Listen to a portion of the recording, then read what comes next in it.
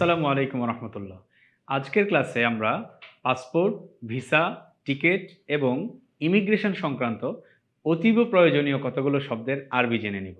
প্রথমেই পাসপোর্ট সংক্রান্ত শব্দাবলী, তারপর ভিসা সংক্রান্ত, তারপর টিকিট, তারপর ইমিগ্রেশন এবং সাথে কিছু বিবিধ শব্দাবলী আমরা শিখে নিব। চলুন তাহলে প্রথমেই জেনে নেই পাসপোর্টের আরবি কি বা পাসপোর্টকে আরবিতে কি বলা হয়। আমরা এখানটায় প্রথমে শব্দটি লিখেছি, তারপর শব্দটির আরবি লিখেছি, তারপর সে আরবি শব্দটির উচ্চারণ লিখেছি। তাহলে পাসপোর্ট শব্দটি হচ্ছে এমন যেটি দিয়ে আমরা আসলে সফর করে থাকি বা আমরা ট্রাভেল করে থাকি, এমন একটি ডকুমেন্টকে পাসপোর্ট বলা হয়। এই পাসপোর্টের আরবি হচ্ছে জাওয়াজুস সফর। জাওয়াজুস সফর আমরা এটা শিখে রাখি। সফর শব্দের অর্থ তো আমরা জানি ট্রাভেল করা বা ভ্রমণ করা। জাওয়াজুন মানে হচ্ছে যেই ডকুমেন্টটা দিয়ে ভ্রমণ অ্যাপ্রুভড হয় বা যেই ডকুমেন্ট থাকলে ভ্রমণ করা যায় সেটাকে মিন করছে। সেজন্য এই দুটোকে একসাথে জাওয়াজুস সফর বলা হয়। জাওয়াজুস সফর অর্থ পাসপোর্ট, যেই ডকুমেন্টটি সাথে থাকলে আমি ট্রাভেল করতে পারি, আমার ট্রাভেল বৈধতা থাকে, আমাকে ট্রাভেল করার অনুমতি দেওয়া হয়, সেটিকে বলা হয় পাসপোর্ট। আর পাসপোর্টের আরবি শব্দ আমরা শিখে নিলাম জাওয়াজুস সফর। তার পরবর্তীতে এই যে আমরা পাসপোর্টটি আমাদের হাতে থাকে, পাসপোর্টের একটা নির্দিষ্ট মেয়াদ থাকে, কতদিন পর্যন্ত এই পাসপোর্টটি ভ্যালিড থাকবে। কোনো কোনো পাসপোর্ট 5 বছর, কোনো পাসপোর্ট 10 বছর। বাংলাদেশে এখন আমরা এই পাসপোর্ট 10 বছরের জন্য বানাতে পারি, 5 কিংবা 10। তো এই যে মেয়াদ থাকে, মেয়াদ শব্দটিকে আরবিতে কি বলা হয়? আমরা পাসপোর্টের ডকুমেন্ট যদি সেটি বাংলা ইংরেজির পাশাপাশি আমাদেরকে আরবিতে দেখতে হয়, আরবিতে আমরা দেখব এই সলাহিয়াতুন শব্দটি। সলাহিয়াতুন শব্দের অর্থ হচ্ছে মেয়াদ বা ভ্যালিডেশন বা ভ্যালিডিটি। এই মেয়াদ শব্দটির আরবি হচ্ছে সলাহিয়াতুন। কতদিন পর্যন্ত আসলে এই পাসপোর্টটি ভ্যালিড থাকবে এটা মিন করে যে শব্দটি দিয়ে, সেটি আরবিতে বলা হয় সলাহিয়াতুন। তারপর পাসপোর্ট একটা নির্দিষ্ট সময়ে মেয়াদ উত্তীর্ণ হয়। পাসপোর্টে আমাদের কত তারিখে পাসপোর্টটি প্রডিউসড হয়েছে, কত তারিখে এটি ডেলিভারি করা হয়েছে এবং কত তারিখে এই পাসপোর্টটি মেয়াদ উত্তীর্ণ হবে বা এক্সপায়ার্ড হবে, এরকম একটি ডেট অফ এক্সপায়ার লেখা থাকে। তো এক্সপায়ার ডেট বা মেয়াদ উত্তীর্ণ হওয়ার যে তারিখ, সেটিকে আরবিতে কি বলা হয়? আমরা ইতিপূর্বে দেখেছি মেয়াদের আরবি শব্দ আমরা পড়েছি সলাহিয়াতুন।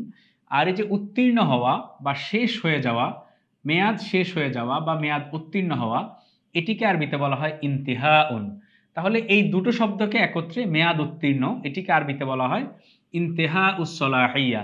অর্থাৎ সলাহিয়াটি শেষ, মেয়াদ শেষ বা বৈধতা শেষ, ভ্যালিডিটি এক্সপায়ার করেছে, এটিকে আরবিতে বলা হয় ইন্তেহাউস সলাহিয়া।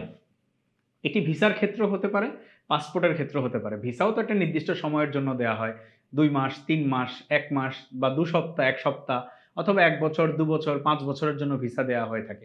একইভাবে পাসপোর্ট এবং ভিসা দুটোর ক্ষেত্রেই আমরা এই সলাহিয়াতুন শব্দের অর্থ মেয়াদ এবং ইন্তিহাউস সলাহিয়া অর্থ মেয়াদ উত্তীর্ণ হওয়া বা ডেট এক্সপায়ার হয়ে যাওয়া, এটি ব্যবহার করতে পারি। তারপরে আমরা আরেকটি শব্দ শিখে নেই। পাসপোর্টে যে পেজ থাকে, আমরা দেখেছি বাংলাদেশে 48 পৃষ্ঠার পাসপোর্ট বানানো যায়, 64 পেজেস 64 পৃষ্ঠার পাসপোর্ট বানানো যায়। প্রত্যেক দেশে এরকম পাসপোর্টের পৃষ্ঠা আছে। এই যে পৃষ্ঠা নম্বর বা পৃষ্ঠা কত পৃষ্ঠার পাসপোর্ট, এই পৃষ্ঠাকে আরবিতে কি বলা হয়? পৃষ্ঠাকে আরবিতে বলা হয় সফহাতুন। আমরা এখানে উচ্চারণটি লিখে দিয়েছি, সফহাতুন। সফহাতুন শব্দের অর্থ পৃষ্ঠা। তাহলে আমরা এটি মনে রাখবো, পাসপোর্টের যে পৃষ্ঠা থাকে, এটি কেবল পাসপোর্টের ক্ষেত্রেই নয়, বইয়ের পৃষ্ঠাকেও আমরা সফহাতুন বলি, বা যে কোনো ডকুমেন্টের যে পৃষ্ঠা, প্রথম পৃষ্ঠা, দ্বিতীয় পৃষ্ঠা, এই যে পৃষ্ঠা বলি আমরা, এই পৃষ্ঠাকে আরবিতে বলা হয় সফহাতুন। এবার আমরা ভিসা সংক্রান্ত কিছু শব্দাবলী শিখে নিব। প্রথমেই ভিসাকে আরবিতে কি বলা হয়? এই যে ভিসা দিয়ে আমরা এক দেশ থেকে আরেক দেশে যাই, আমরা যদি কোনো দেশে যেতে চাই অবশ্যই আমাদেরকে সেই দেশের ভিসা পেতে হয়। এখন আমরা যে আমাদের মধ্যপ্রাচ্যে যে সকল প্রবাসী ভাইরা রয়েছেন, অনেক সময় দেখা যায় যে নিজেদের ডকুমেন্ট যখন আরবিতে কোম্পানি থেকে দেয়া হয়, সেখানে লেখা থাকে যে আপনার ভিসা কতদিন বৈধ বা ভিসা এখন বৈধ কিনা, ভিসা আছে কি নেই, এই সংক্রান্ত অনেক ডকুমেন্ট আমাদের কাছে আসে। আমাদেরকে বলা হয় ট্রান্সলেট করে দেওয়ার জন্য। আবার আমাদের অনেক পরিচিত জনরা আমাদেরকে পাঠিয়ে বলেন এখানে আরবিতে কি লেখা আছে, সেটির বাংলাটি জানতে চান। তো এটি আপনাদের জানা থাকলে আপনারা নিজেরাই বুঝতে পারবেন যে সেখানে আসলে কি লেখা আছে। তাহলে ভিসা শব্দের আরবি কি? ভিসা শব্দের আরবি হচ্ছে তাশিরতুন। এই তাশির শব্দের অর্থ হচ্ছে ভিসা। তাশিরতুন বা আমরা যদি কথ্য ভাষায় বলি তাশির, এটির অর্থ হচ্ছে ভিসা। যে কোনো দেশে প্রবেশের জন্য প্রবেশানুমতি বা ভিসা দেওয়া হয়, সেই ভিসাকে আরবিতে বলা হয় তাশিরতুন। আচ্ছা, তারপরে ভিসার জন্য কোনো দেশে প্রবেশের জন্য একটি ভিসা থাকে, যেটিকে এন্ট্রি ভিসা বলে, বা সেই দেশে প্রবেশের জন্য যে ভিসাটি দেওয়া হয় এটিকে এন্ট্রি ভিসা বলে। তাহলে তাশিরা শব্দের অর্থ ভিসা আমরা ইতিপূর্বে পড়েছি। এই যে প্রবেশ বা এন্ট্রি ভিসা, প্রবেশ শব্দের আরবি কি হবে? প্রবেশ শব্দের আরবি হচ্ছে দুখুল।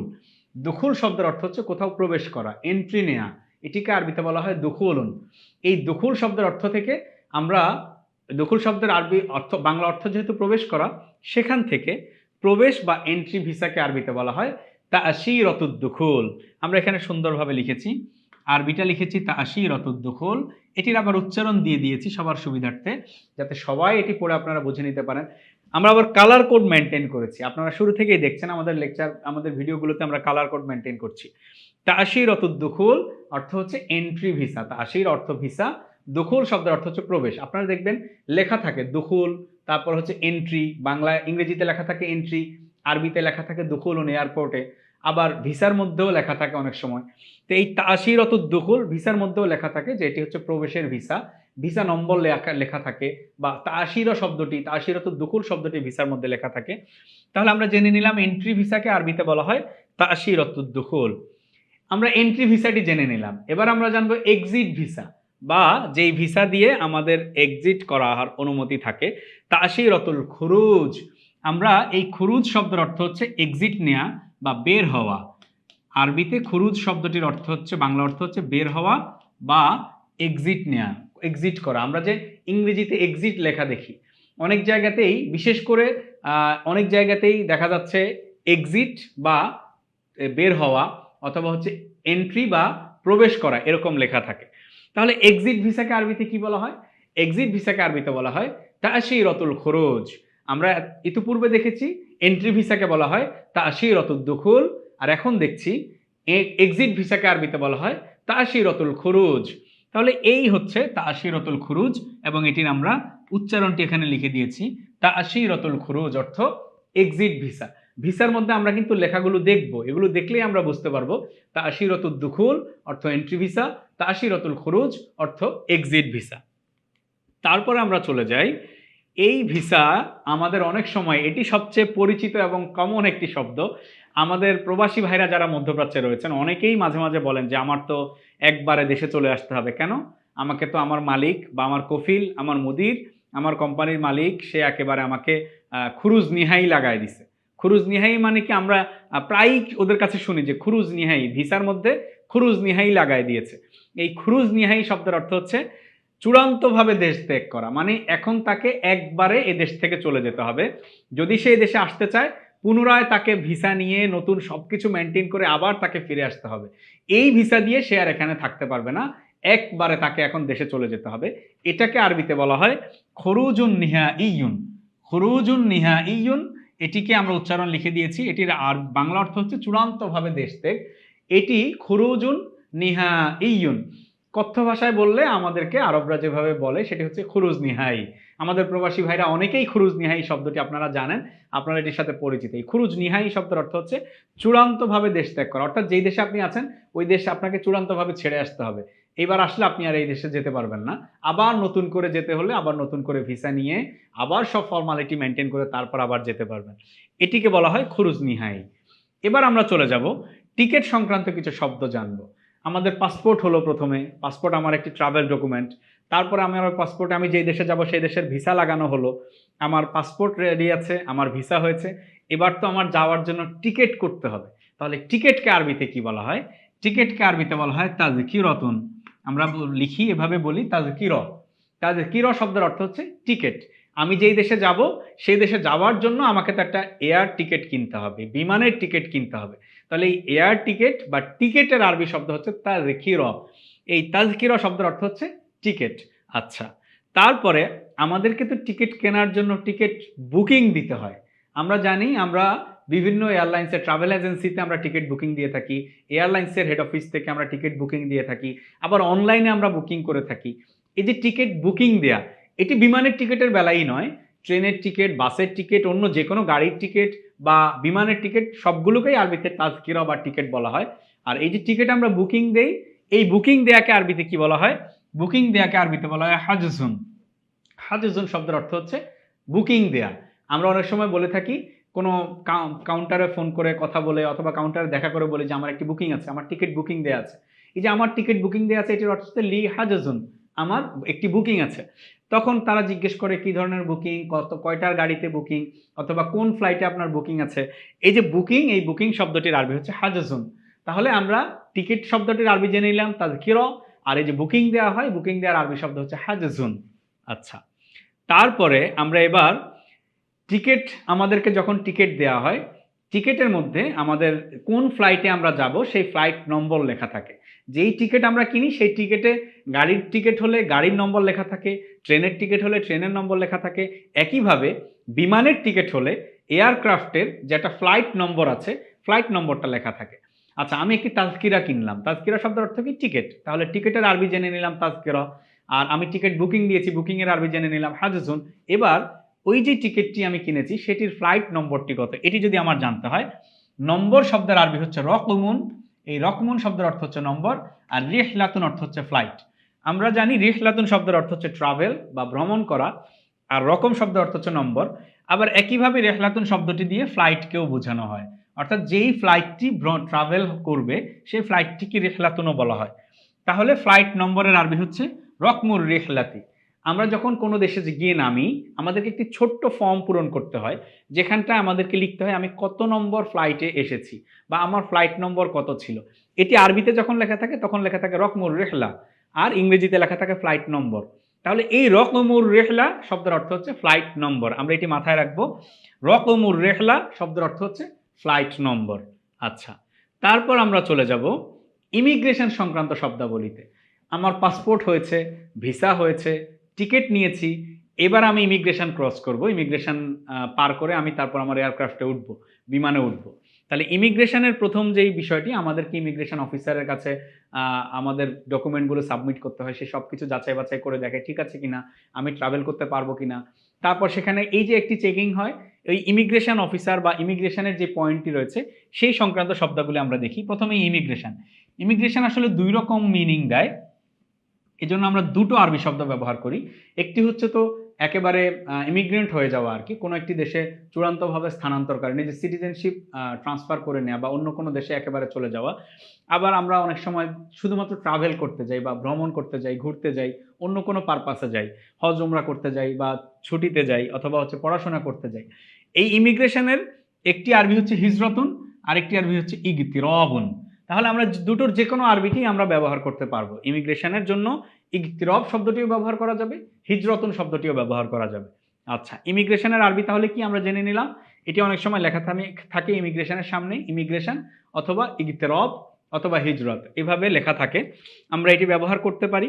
যিনি ইমিগ্রেশনে আমার ডকুমেন্টগুলো চেক করেন, যেমন আমি মধ্যপ্রাচ্যের কোনো একটি দেশে গিয়ে নামলাম, আমাদের আরব ভাষাভাষী কোনো দেশে, সেখানে যেই ইমিগ্রেশন অফিসার আমার ডকুমেন্টগুলো চেক করবে, আমার ইমিগ্রেশন কাজগুলো করে নিবে, তাকে কি বলা হয়? Immigration officer. এই ইমিগ্রেশন অফিসারকে আরবিতে কি বলা হয়?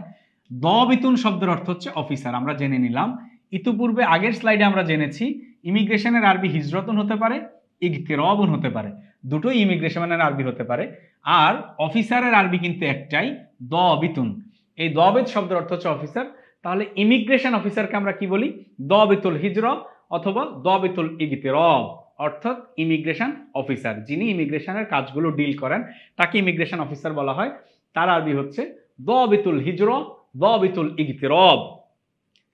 আচ্ছা, তারপর আমরা চলে যাই এবার প্রবেশ এবং এক্সিট, বের হওয়া এবং প্রবেশ করা, এন্ট্রি এক্সিট। আমরা দেখি কোনো একটি দেশের এয়ারপোর্টে গিয়ে নামার পরে সেখানে এক পাশে লেখা থাকে এন্ট্রি আর এক পাশে লেখা থাকে এক্সিট। মানে এটা এয়ারপোর্টে আমি যখন ইমিগ্রেশন ক্রস করব তখন আমার এ পাশ দিয়ে এন্ট্রি নিতে হবে, প্রবেশ করতে হবে, আর ও পাশ দিয়ে এক্সিট নেওয়া হয় বা বের হয় সবাই, এরকম আলাদা করে সাইন মার্ক দেয়া থাকে, এন্ট্রি লেখা থাকে বা এক্সিট লেখা থাকে। আরব দেশগুলোতে এন্ট্রির অবলিক দিয়ে এটির সাথে আরবি লেখা থাকে। তাহলে এন্ট্রি শব্দের আরবি আমরা ইতিপূর্বে একবার দেখেছি, এন্ট্রি শব্দের আরবি হচ্ছে দুখুলুন। দুখুল শব্দের অর্থ হচ্ছে প্রবেশ, আমরা মনে রাখবো দুখুলুন এন্ট্রি। আর বের হওয়া বা এক্সিট শব্দের আরবি হচ্ছে খুরুজুন।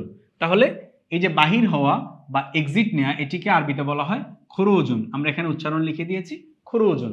আমরা এইভাবে মনে রাখবো দুখুলুন এন্ট্রি বা প্রবেশ করা, খুরুজুন এক্সিট বা বের হওয়া, দুখুলুন খুরুজুন, এন্ট্রি এক্সিট। আচ্ছা, তারপরে এবার আমরা কিছু আমাদের ইমিগ্রেশনে আরেকটি গুরুত্বপূর্ণ কাজ থাকে। ইমিগ্রেশনে আমাদের সবসময় ইমিগ্রেশন পার হওয়ার সময় ইমিগ্রেশন অফিসার আমাদেরকে আঙ্গুল দেখিয়ে এভাবে বলেন যে ফিঙ্গারপ্রিন্ট দিতে হবে, আঙ্গুলগুলো আপনি এখানে রাখেন, স্ক্যানারের উপরে রাখেন, এখানে আপনার ফিঙ্গারপ্রিন্ট দিতে হবে। এই যে ফিঙ্গারপ্রিন্ট খুবই প্রয়োজনীয় একটি শব্দ। ধরুন আপনাকে কোনো একজন ইংরেজিতে না বলে আরবিতেই বললো যে আপনি ফিঙ্গারপ্রিন্ট দিন, তাহলে আরবিতে ফিঙ্গারপ্রিন্টকে কি বলা হয়? আমরা জানি ইসবা শব্দের অর্থ হচ্ছে আঙ্গুল, ফিঙ্গার অর্থ তো আঙ্গুল, আমরা এটি জানি, ফিঙ্গারটি ইংরেজি শব্দ, ফিঙ্গার শব্দের অর্থ হচ্ছে আঙ্গুল, ফিঙ্গারপ্রিন্ট মানে আঙ্গুলের ছাপ, যেখানে আমরা আঙ্গুলের ছাপ দেই, মানে মাঝে মাঝেই তো ইমিগ্রেশন মানে সবসময় ইমিগ্রেশনে আমাদেরকে আঙ্গুলের ছাপ দিতে হয়। এছাড়াও এনআইডি কার্ড করতে গেলে, পাসপোর্ট করতে গেলে বা অন্যান্য ডকুমেন্ট বানানোর সময় আমাদেরকে এখন ফিঙ্গারপ্রিন্ট দিতে হয়। ফিঙ্গারপ্রিন্টের বাংলা হচ্ছে আঙ্গুলের ছাপ। আচ্ছা, এটির আরবি এই ইসবা শব্দের অর্থ হচ্ছে আঙ্গুল বা ফিঙ্গার, আর বাসমতুন শব্দের অর্থ হচ্ছে প্রিন্ট। এই বাসমতুন শব্দের অর্থ হচ্ছে প্রিন্ট। তাহলে ফিঙ্গারপ্রিন্টের আরবি কি? বাসমাতুল ইসবা, বাসমাতুল ইসবা, এটির অর্থ হচ্ছে ফিঙ্গারপ্রিন্ট। আমরা এটি মনে রাখবো। বাসমাতুন বললেও অনেক সময় হয়, বাসমা যদি বলা হয় বাসমাতুন লাগবে বা বাসমা দিতে হবে, বাসমাতুন শব্দের অর্থ হচ্ছে ফিঙ্গারপ্রিন্ট মিন করে। তারপর আমরা সহজ করার জন্য ফিঙ্গারপ্রিন্টের আরবি হিসেবে আমরা বলছি বাসমাতুল ইসবা, অর্থাৎ ফিঙ্গারপ্রিন্ট।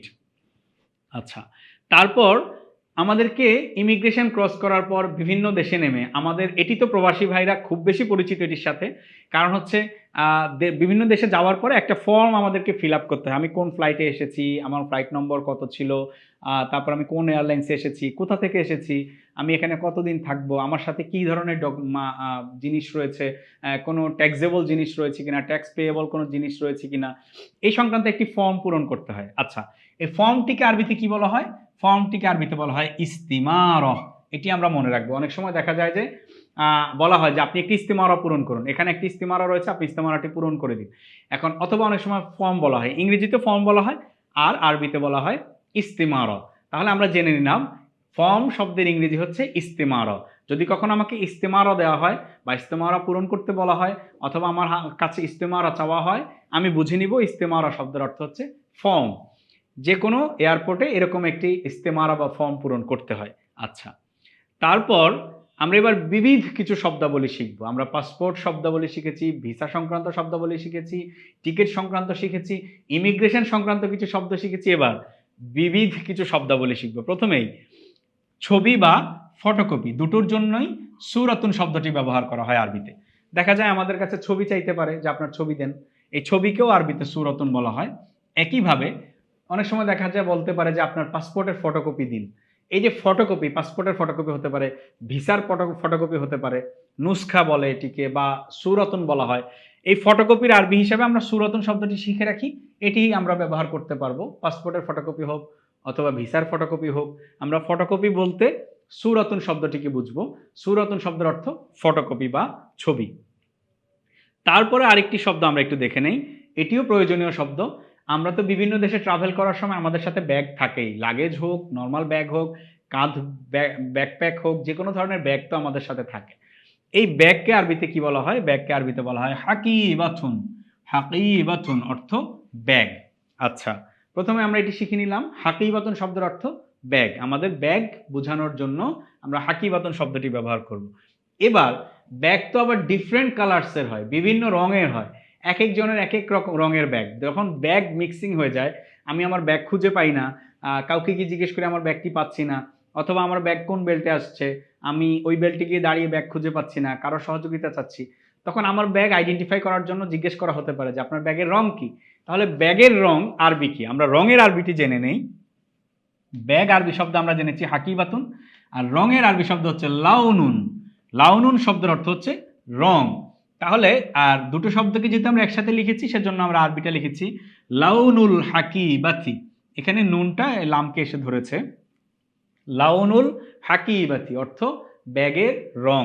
হাকিবা শব্দের অর্থ হচ্ছে রং, ব্যাগ, আর লাউনুন শব্দের অর্থ হচ্ছে রং। তাহলে লাউনুল হাকিবাতি অর্থ ব্যাগের রং। আচ্ছা, তারপরে আরেকটি শব্দ আমরা শিখে নেই, সেটি হচ্ছে আমাদেরকে অনেক সময় ব্যাগের ওজন করতে, অনেক সময় প্রায় প্রত্যেক সময় আমাদেরকে ব্যাগের ওজন করতে হয়।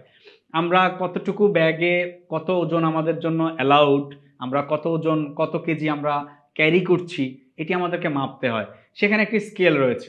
ওই স্কেলে আসলে মাপা হয় যে আমি আসলে কতটুকু ওজন ক্যারি করছি বা আমার জন্য কতটুকু ওজন ক্যারি করা অ্যালাউ করা আছে।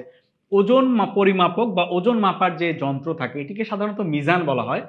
আলাতুল ওয়াজনিন বা হচ্ছে ওজন মাপার যন্ত্র, এটিকে আরবিতে সাধারণত মিজান বলা হয়। তবে এখানে আমরা স্কেল শব্দটি ব্যবহার করেছি, যে স্কেলের মাধ্যমে আসলে ওজনটি নির্ণয় করা হয়। স্কেলের আরবি শব্দ হচ্ছে মিকইয়াসুন।